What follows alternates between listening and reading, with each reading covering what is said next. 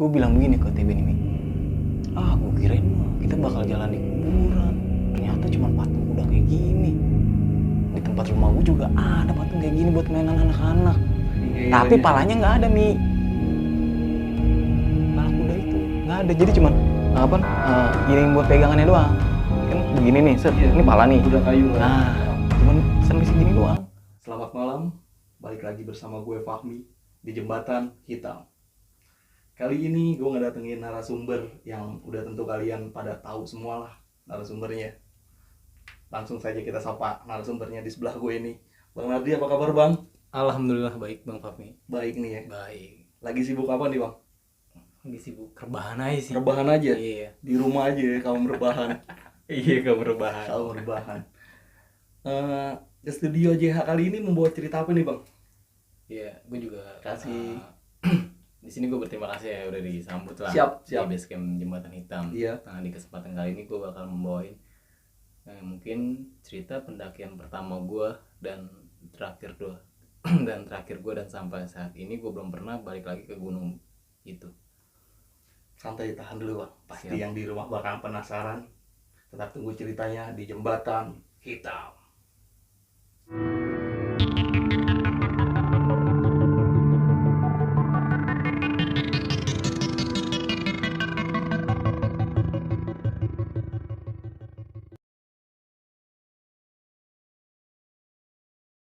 Ya, terima kasih sekali lagi nih buat JH yang udah ngejamu gue lah jatuhnya ya. Nah, di kesempatan kali ini gue akan membawakan cerita pendakian gue waktu ke Gunung Ciremai, Bang Fahmi. Nah, di Gunung Ciremai ini gue bener-bener perdana ya. Perdana itu di tahun 2012 atau 2013 kalau nggak salah ya. Itu udah lama banget. Dan itu juga pendakian karena diajak gue gitu. Nah, balik ke cerita, gue lagi nongkrong nih sama temen gue. Yaitu gue, Reja, Mas Dimas, sama TB. Dan Mas Dimas ini abangnya si TB. Ya kan? Gue lagi nongkrong di daerah Jombang, Tangerang Selatan. Lagi nongkrong tuh malam-malam. Itu hari Kamis kalau nggak salah. Itu hari Kamis. Tiba-tiba Reja ini nyeletukin. Gue lagi ngobrol nih. Lagi ngobrol biasa. Kayak lu lagi ngobrol sama temen-temen lu. Lagi asik lah. Tiba-tiba Reja ini nyeletukin. Kita naik gunung yuk. Padahal di situ gue belum naik gunung sih gue gitu. Di situ gue bener-bener bingung sama TB. Dan ini pendakian pertama gue bareng TB. TB juga baru pertama kali naik gunung. Gue bilang gue nggak jawab tuh. Nah tiba-tiba Mas Dimas ini ngejawab. Ayo kita naik. Tapi naik gunung di mana? Situasi pada saat itu gunung rata pada ditutup semua. Kalau nggak salah bulan Agustus atau bulan apa pokoknya rata lah gitu. Bukan masalah pandemi ya. Jadi kayak ada pengembalian alam lah gitu. Jadi harus ditutup dulu nih. Ntar biar tumbuhan itu tumbuh subur lagi. Nah balik lagi ke cerita. Tiba-tiba Reja ngedetin gue. Udah lu tenang aja. Nanti di backup sama Mas Dimas. Jadi Mas Dimas sama Reja ini dia udah sering lah naik gunung. Sebelum gue kenal gunung gitu. Dia udah sering berkelana, kalau dibilang anak zaman sekarang itu senior. Nah di situ gue baru bener-bener junior jatuhnya dibanding mereka berdua. Udah tenang aja ya udah akhirnya gue setujuin lah sama TB ini gue sepakat. Udah ayo kita naik. Tapi naik mana ke Gunung Ciremai? Dan pada saat itu gue juga belum tahu kalau Gunung Ciremai ini gunung tertinggi di Jawa Barat. Gue bener-bener asli buta, bener-bener nggak tahu. Gue nggak nyari di Google, nggak nyari tentang sejarahnya Gunung Ciremai itu gue enggak. Ya udah singkat cerita di hari H nih. Di hari H gue itu berangkat. Gue berangkat bertiga. Gue, Mas Dimas sama TB dan si Reja ini nunggu di stasiun Tanah Abang. Soalnya Reja kan rumahnya di Jakarta Selatan. Beda sama gue bertiga. Kalau gue di Tangerang Selatan. Ya udah akhirnya gue ketemu Reja. Habis itu gue langsung naik bis menuju ke Kampung Rambutan. Nah, di Kampung Rambutan ini gue langsung naik bis yang namanya itu Luragung. Mungkin lu udah pernah atau belum, itu bis yang bener-bener gokil sih menurut gue. Jadi apa ya, itu lagi ngebut nih jalan Pantura ya, tiba-tiba ada lubang, gue sampai jeger, gue sampai begitu. Sampai lompat gitu. Sampai lompat, gue bilang anjir, sampai ngeri gue pada saat itu. Itu gue juga baru pertama kali keluar daerah zona gue. Zona nyamannya. Iya benar. Nah di pertengahan jalan nih Bang Papi. Jadi gue lagi duduk begini di bis nih ya. Iya. di bis. Dia berhenti tuh bisnya, berhenti set angkut penumpang. Padahal di dalam bis itu udah full. Full. Ya mungkin ya Pulau Ragung nih, ayo naik, udah naik penumpangin aja. Nah tiba gue nemu salah satu penumpang itu ibu-ibu lagi hamil, bener-bener lagi hamil tua. Ya gue merasa kasihan itu bener-bener dia dirinya itu di samping gue. Akhirnya gue bangun, gue serahin tempat duduk gue ke ibu-ibu itu. Jadi gue dapet berdiri, itu udah mau hampir di daerah Kuningan sih kalau nggak salah. Nah singkat cerita sekitar jam 4 kalau nggak salah, jam 4 hampir mau subuh lah. Itu gue sampai, tapi gue nggak turunnya itu nggak di terminal gitu, gue turunnya di pinggir jalan. Dan itu pun gue juga agak lupa turun di daerah mana. Gue turun, biasa tuh nurunin carrier segala macem semuanya udah. Gue berhenti di pinggir jalan tuh sambil gue bilang, sepi banget nih jalanan ya. Ini mau nungguin apa lagi? Tiba-tiba Mas Dimas sama Reji bilang ke gue, lu tunggu sini ya, gue nyari logistik dulu.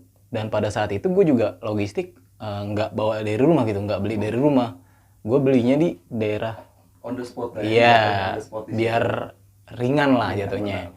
Gue nunggu tuh berdua sama TB, gue nunggu, gue nggak tahu dia beli di mana.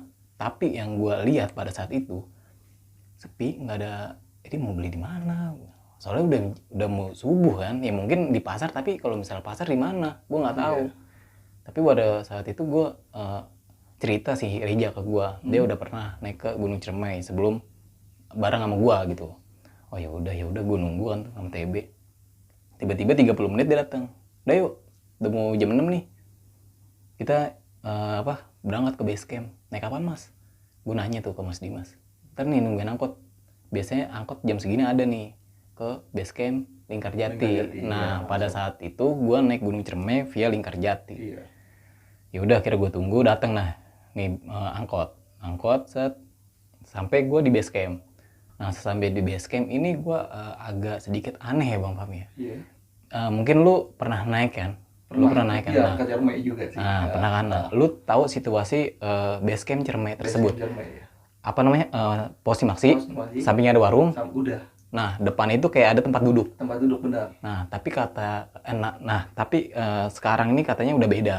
Udah rapi lah. Iya, ada kotetnya segala, pokoknya lengkap lah kita semuanya di situ, nggak usah kayak ngegembel lah ya. Ya udah habis capek, ya udah lu udah di situ aja. Nah bener, nah pada di tahun tersebut pas gue naik itu, gue datang nih, itu benar-benar sepi. Itu benar-benar sepi dan gue bilang sama Mas Dimas ini, gue bilang Mas, ini bener base campnya. Gue gituin. Gue waktu itu bawa depek, nggak bawa carrier, yang bawa carrier ini Reja sama Mas Dimas. Berarti yang senior ya. Iya, nah si TB sama gua itu cukup bawa depek doang. Itu juga disuruh sama Mas Dimas. Ya udah akhirnya gue ikutin aja perintahnya dia. Gue bilang, ini bener base campnya. Iya udah lu tenang aja, lu masuk aja ke dalam warung. Lu pesan makanan, sekalian pesenin gua, kata dia begitu kan. Ya udah, gue masuk ke warung nih. Mas Dimas udah mau masuk ke warung nih. Tiba-tiba dia mundur ke arah base camp sih, ke arah Simaksi, pos Simaksi. Gue bilang, ini kenapa ya Mas Dimas ya? Keluar tuh gue, padahal makanan gue belum kelar. Gue keluar, Mas Dimas ini agak sedikit bercecok sama si pihak base camp. Gue denger. Jadi misalnya lu di sini, lu tahu sendiri kan, Simaksi. Pos Simaksi sama warung itu nggak begitu jauh kan, bener-bener sampingnya kan. Gue denger itu si pihak base camp ini bilang ke Mas Dimas ya, bahwa Gunung Ciremai ini lagi ditutup. Gunung Ciremai ini lagi ditutup dan nggak ada yang boleh naik. Tuh. Tapi Mas Dimas dengan lantangnya dia bilang, "Nang aja Mas, tim saya bakal tanggung." Oh benar kata dia, kata si akang-akang tersebut. Iya. Kalau misalnya ada sesuatu yang nggak diinginkan terjadi pada tim kalian, kami dari pihak base camp ini atau dari Gunung Ciremai ini nggak bertanggung jawab. Semuanya. Terserah lu lah. Iya, jatuhnya tapi nggak legal juga gua tetap ngisi. Isi Simaksi biasa. Iya, tetap. Ya udah akhirnya Mas Dimas sanggupin, dia balik lagi tuh. Gua langsung lari tuh ke dalam warung, gua ngeri tuh. Akhirnya gua ketahuan juga sama Mas Dimas. Lu ngapain ngintip? Kata dia. Enggak, gua cuma keluar doang nyari angin, gua sepik-sepik doang kan. Iya. Udah tuh kelarin makan, habis ini kita berangkat. Kata Mas Dimas tuh. Ya udah selesai gue makan semua. Sebelum naik nih, seperti biasa, itu packing ulang dulu. Setiap pendakian itu pasti harus di packing ulang dulu. Apa yang kita bawa, nanti logistiknya di mana, alatnya di mana, tendanya di mana, dibagi-bagiin tuh. Nah, gue itu kedapetan biasa cuman baju doang isinya. Baju sama sleeping bag yang ringan-ringan lah jatuhnya. Yaudah, akhirnya naik tuh. Gue naik kalau nggak salah sekitar jam 9 ya, siang. Sekitar jam 9. Nah, di perjalanan ini gue dari base camp ke pos mata air. Jadi di Gunung Ciremai via Lingkarjati ini pada tahun gue nih ya, tahun 2012-2013 itu mata air cuma ada di bawah doang. Tapi kalau sekarang gue nggak tahu. Gue nggak tahu ada di pos berapa gitu. Iya, tapi gue taunya ini ada di bawah doang. Nah, di sini gue juga bakal di sini gue juga bakal mohon maaf, gue nggak terlalu apalah tentang pos-posnya, soalnya banyak banget, bener. Iya, bener. Ya udah, singkat cerita, kelar nih. Gue sampai di pos mata air. Gue sampai, Mas Dimas bilang ke gue, ambil air sono, ntar lo yang bawa. Jadi waktu itu gue bawa drigen atau drigen yang bisa dilipat ya? Iya, tahu. Nah, gue bawa 2 drigen yang 5 liter. Nah, gue bawa 2 drigen, gue disuruh ngisi air nih sama Mas Dimas. Gue jatuhnya ya, gue potong lah. Gue nggak mau bawa air, gue gituin. Gue nggak mau bawa air, berat. TB aja lu suruh, gue gituin kan. Adek lu aja nih gue suruh, gue gituin. Gue masih ada rasa kayak ego kedirian gue ada. ego gue jatuhnya. Akhirnya bercecok tuh, gue sempat bercecok sama Mas Dimas sama TB akibat nggak ada yang mau bawa air ini. Yaudah, akhirnya Reja ini udah lu isiin, nanti gue yang bawa, kata Reja. Akhirnya yang 10 liter itu dibawa sama Reja, tapi nggak dibawa semuanya, sebagian sama Mas Dimas ditenteng. Soalnya kan carrier Mas Dimas nih udah bener-bener full, udah bener-bener tinggi. Waktu itu dia bawa 100 liter. Full 100 liter kan rata-rata kan kalau zaman sekarang nih carrier itu 80 plus berapa, 75 plus berapa. Nah, kalau ini 100, bener-bener 100. Gue tinggi juga nih ya. Ya udah, kira ya namanya gue waktu pemula ya, gue cuek aja. Ya udah, selesai gue ngisi air sama TB nih berdua, gue ngasih lah ke dia. Ya udah, jalan tuh gue. Jalan. Nah, sampai di pos berikutnya nih. Itu kalau nggak salah pokoknya atasnya mata air. Nggak begitu jauh sih ya, dari sini ke pos berikutnya nggak begitu jauh. Gue sempet istirahat tapi nggak lama. Sekitar jam 11 gue nyampe tuh, sekitar jam 11-an nyampe. Mas Dimas bilang sama gue, nanti kita mau ngecamp di mana? Dia bilang begitu kan. Terserah Mas, tanya aja yang lain gitu kan.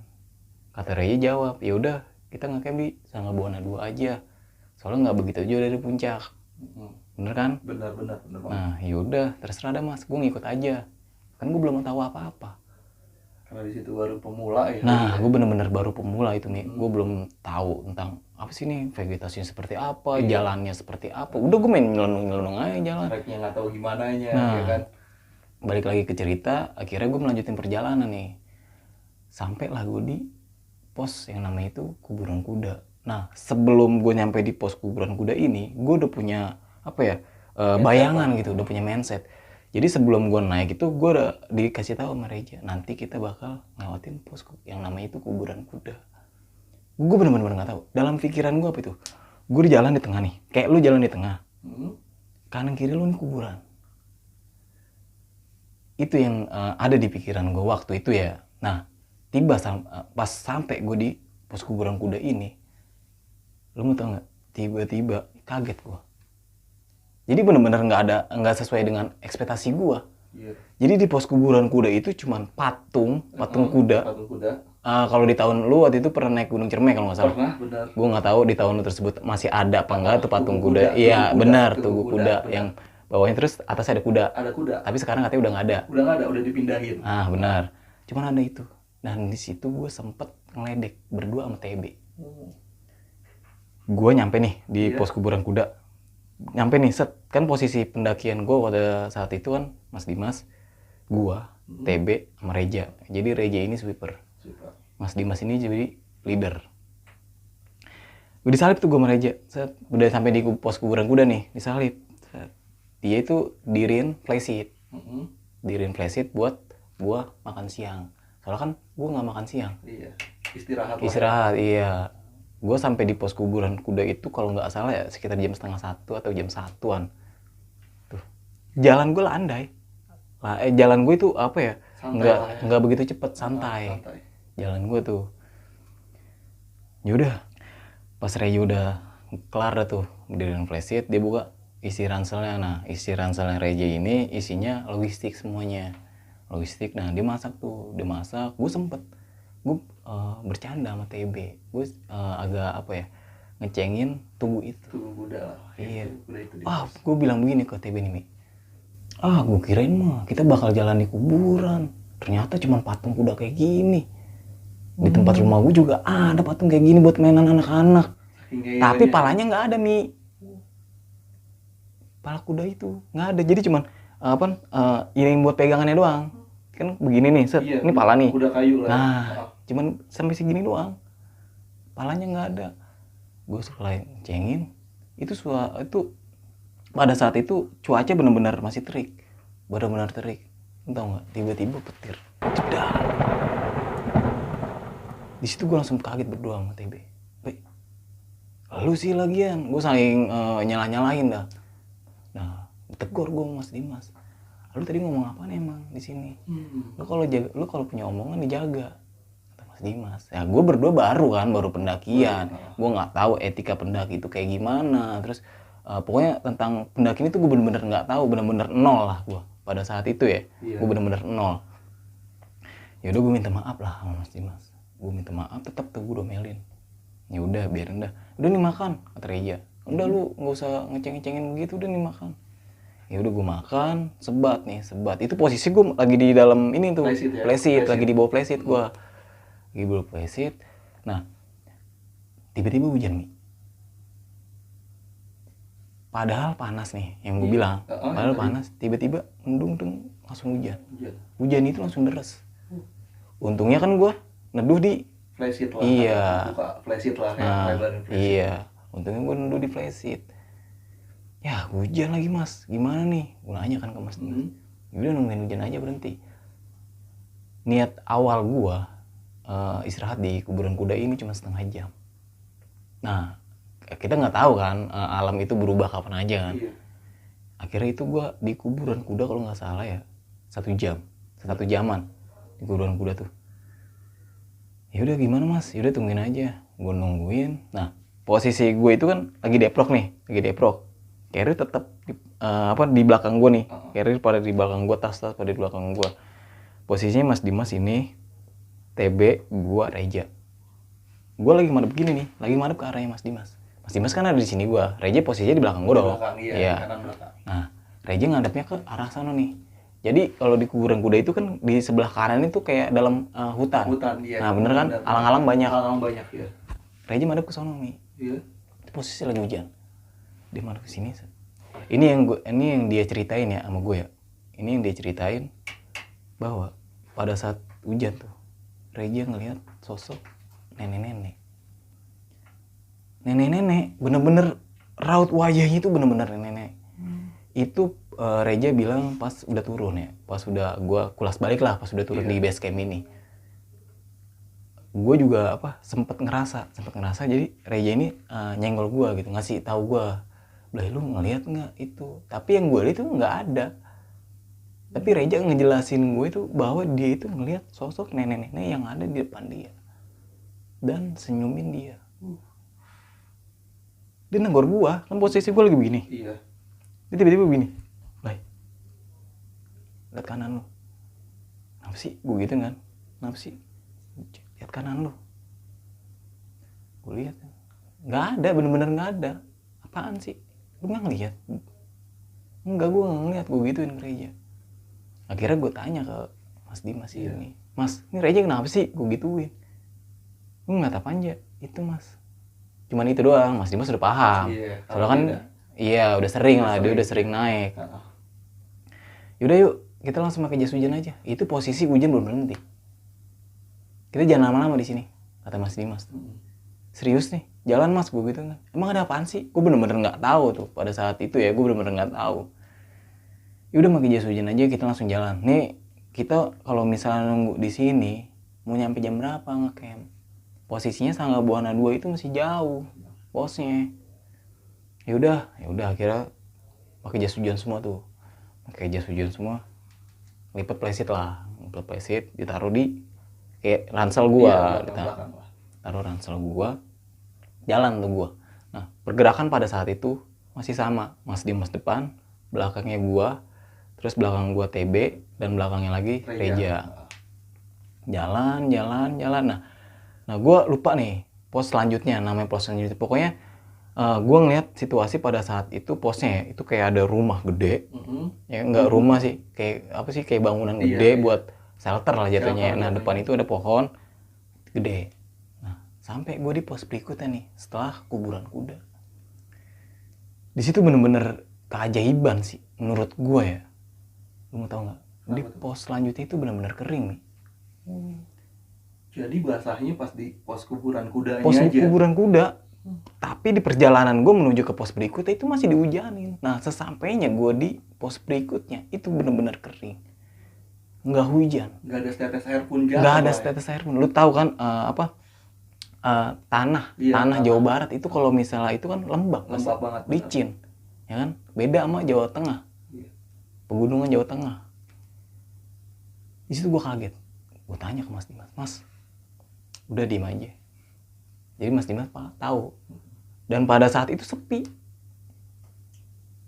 Cuman rombongan gue doang. Soalnya kan di bawah cuman gue doang yang naik. Pas di base camp bener-bener sepi kan. Yang registrasi cuman gue doang, tim gue doang. Nggak ada lagi. Nah pas sampai di pos berikutnya tuh setelah kuburan kuda itu bener-bener sepi. Cuman gue doang berempat. Di situ gue langsung break. Kalau nggak salah itu sekitar jam berapa ya? Jam 2 atau jam setengah 3. Itu kalau nggak salah. Gue break tapi nggak lama, cuman sebat doang, sambil istirahat. Gue sambil apa ya, nenangin pikiran gue lah. Gue bilang, kenapa ya? Soalnya di bawah itu bener-bener hujannya itu bener-bener deres. Masih ada di pikiran lu kayak? Iya, gue masih mikir. Gak percaya. Subhanallah, gue bilang, kenapa ya? Orang TB aja bener-bener sampai bengong nih. Dia bengong nyampe. Gue nengok ke belakang kan, dia begini. Gue tegur, kan lu ngapa be? Lu ngerasa aneh kan sih? Kan gue udah bilang sama Mas tadi. Ya udah. Akhirnya gue istirahat tuh, tapi gue istirahatnya nggak di shelter. Jadi pas sampai di pos berikutnya nih, itu kayak ada pohon gede sebelah kanan, gue istirahatnya di situ. Tapi cuma sebentar doang. Gue istirahat, Mas Dimas ngajutin nyuruh gue jalan lagi nih. Ayo kita jalan lagi, kata Mas Dimas kan. Serius Mas, jalan lagi? Ya udah, jalan. Pelan-pelan aja, gue bilang kan gitu. Gue udah capek banget nih. Dan di sepanjang perjalanan, gue ngedenger ya, TB ini ngomongannya ya kurang sopan lah jatuhnya. Yang bahasa di rumah ini dibawa ke gunung. Ya gue juga maklumin, pendakian pertama dia lah. Gue juga baru, gue bilang, gue juga baru. Kalau gue soalnya, gue juga sempat agak gondok juga. Gue pengen, lu ngomong apaan sih be? Gue bilang, lu bisa jaga omongan gak sih? Gue pengen gituin, tapi gue ngeri ada percecokan gitu. Ya udah gue pendem aja dalam hati. Di belakang gue dia ngomong, bener-bener denger lah. Soalnya waktu itu jaraknya nggak begitu jauh nih. Jarak itu cuma 2 meter kalau nggak salah. Pasti kedengeran, orang suasana sunyi. Lu ngomong pelan juga pasti kedengeran dalam hutan. Pasti kedengeran kalau misalkan ya diisi di dalam hutan cuma lu doang. Iya. Nah itu dia. Balik lagi ke cerita, akhirnya gue lanjutin perjalanan nih. Gue lanjut perjalanan, santai tuh gue jalan. Nah gue nggak berhenti tuh, jalan terus soalnya target gue di Sangga Buana 2. Gue jalan, gue bilang, Mas, ini kita nggak istirahat, nanti aja istirahatnya. Kalau bener-bener semuanya udah capek, kata Mas Dimas. Ya udah, gue jalan, sampailah gue di pos yang namanya itu Tanjatan Seruni. Di situ gue kaget nih. Itu tanjatannya bener-bener begini.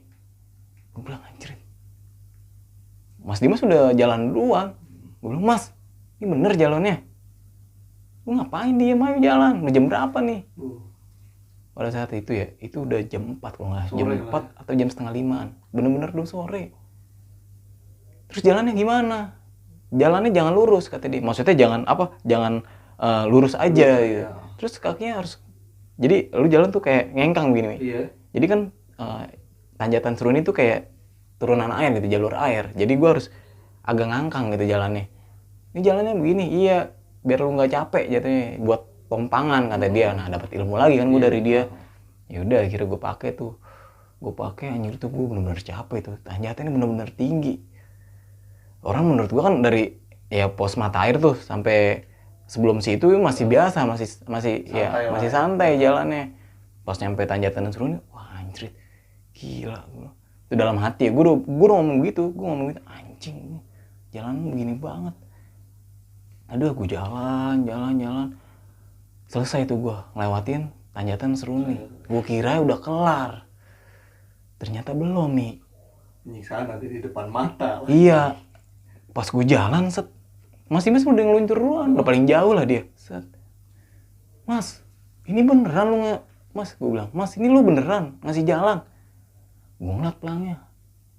Tanjatan Bapak Tere. Kaget gue. Maksudnya apa ya Tanjatan Bapak Tere? Gue nggak tahu ya sejarahnya Tanjatan Bapak Tere itu apa. Ya kalau misalnya sampai saat ini gue udah tahu Tanjatan Bapak Tere itu sejarahnya apa. Ya tahu udah pokoknya gue. Nah balik lagi ke cerita, akhirnya Mas Dimas tuh teriak dari atas. Lu jangan berhenti mulu. Ini udah jam berapa? Kita mau sampai pos Sanggabuana 2 mau jam berapa? Iya tapi ini jalannya bener apa enggak? Gue gituin kan Mas Dimas. Bener ini jalannya. Udah lu ikutin gua aja. Lu gak usah ngomong.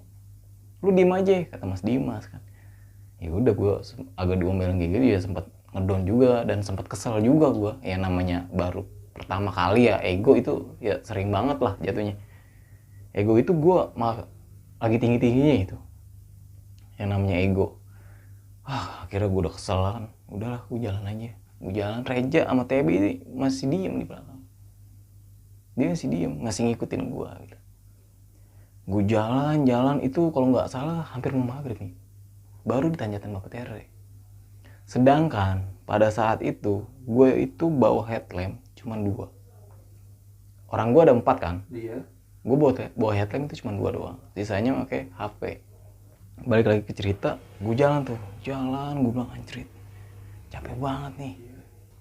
Be, lu capek nggak? Capek gue. Coba nu Reja tanya. Diem aja udah tadi gue ajakin ngobrol, kata TB begitu. Gue jalan. Nah, sampai lah gue di titik itu pertengahan Tanjatan Bapak Tere itu. Itu bener-bener, ya jatuhnya udah bener-bener udah maghrib sih. Orang udah gelap banget. Jangan kan udah mau udah setengah 6 aja itu bener-bener udah gelap. Iya benar. Udah bukan terang lagi, udah bener-bener udah gelap. Gue bilang, wah, mau maghrib lagi. Gue jalan, Mas Dimas tetep set. Tapi Mas Dimas agak berhenti, nggak jauh dari gue tuh, gue samperin set. Udah pada deket semua, udah Mas, yaudah yuk jalan lagi. Jalan. Nah, tiba-tiba Mi, di pertengahan Tanjatan Bapak Tere, itu kayak ada, apa sih namanya, tempat buat ngecamp lah. Jadi kayak dataran. Iya benar. Tempat buat ngecamp tuh dataran, yang sebelah sini terus kayak ada pohon tumbang. Terus di sini kayak ada buat kecil agak tinggian lagi naik. Sampailah di situ gue.